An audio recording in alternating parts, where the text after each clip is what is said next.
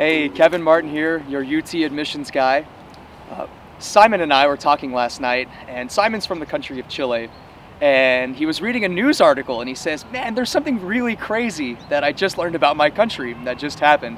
And evidently, all of the toilet paper companies in the entire country of Chile all came together, and they were setting minimum prices for people to buy toilet paper in the stores in his country. And they all came together and colluded as a monopoly in secret for the last 10 years, including one of their ministers, the Minister of Sport, all came together to set really high prices for toilet paper. And so all the people of Chile just found out that for the last 10 years, they've all been overpaying for their toilet paper. And when the cartel and the toilet paper companies found out that the people found out, they physically took their computers and threw them into the river to try and get rid of the evidence. And I think that's pretty wild. And we have problems in our country, but I've never heard of anything that crazy.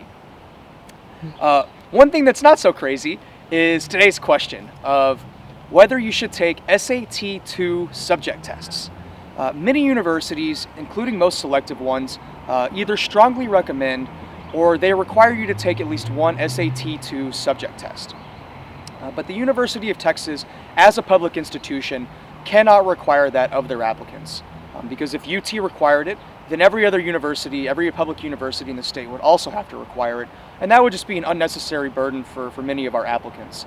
And so students to UT are welcome to submit their SAT 2 subject tests. And in fact, some of the honors programs like Plan 2 or Business Honors or Natural Science Honors, in fact, recommend that you do take these subject tests, especially the Math 2 subject test. And if you do submit these, they will show up on your application, but they will neither help nor hurt you. It'll just give additional context to the application materials that you've provided to the file reviewers. So don't stress out. If you're trying to decide whether you want to take a subject test or maybe retake the SAT or take the ACT for the first time, and your number one goal is to get into UT Austin, then my recommendation is to take or retake the SAT or the ACT. You have until December 31st to submit new test scores. And maybe for some of the other universities, it might be prudent to take these subject tests, but for UT Austin, you really don't have to. I hope you enjoyed today's video about whether you should take the SAT 2 subject test. If you like this video, please subscribe to my YouTube channel and find us on Facebook at Tex Admissions. As always, you're welcome to contact me at kevin@texadmissions.com to find out how we can improve your application and maximize your chances of admission to UT Austin. Thanks, and I hope you have a great day, and be sure to stay warm.